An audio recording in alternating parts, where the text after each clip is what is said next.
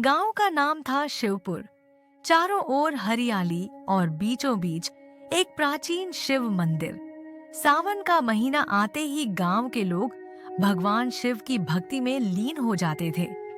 इस गांव में राधा नाम की एक विधवा महिला रहती थी। उसकी दो प्यारी संतानें थीं, छोटू और बिटिया। राधा का जीवन कठिनाइयों से भरा था, लेकिन उसकी आस्था अटल थी।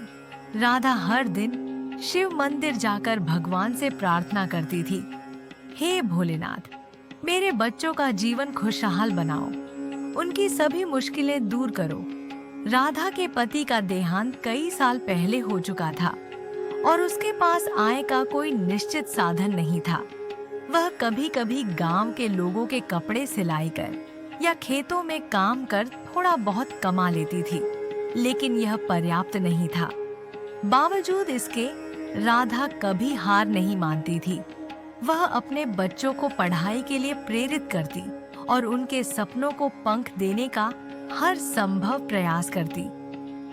छोटू और बिटिया भी अपनी मां के संघर्ष को समझते थे और पढ़ाई में मन लगाते थे।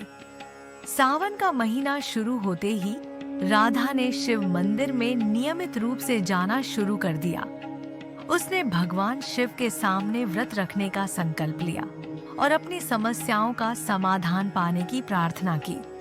उसकी भक्ति में इतनी शक्ति थी कि उसने महसूस किया कि भगवान शिव उसकी सुन रहे हैं।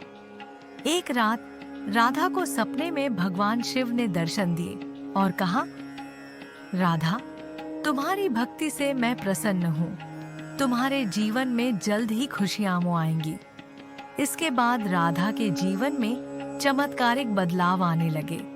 गांव के लोग उसकी मदद के लिए आगे आने लगे।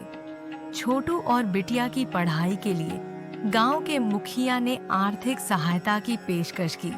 राधा के जीवन में खुशियों की बहार आ गई। आखिरकार राधा ने भगवान शिव का धन्यवाद किया और अपनी आस्था को और मजबूत किया।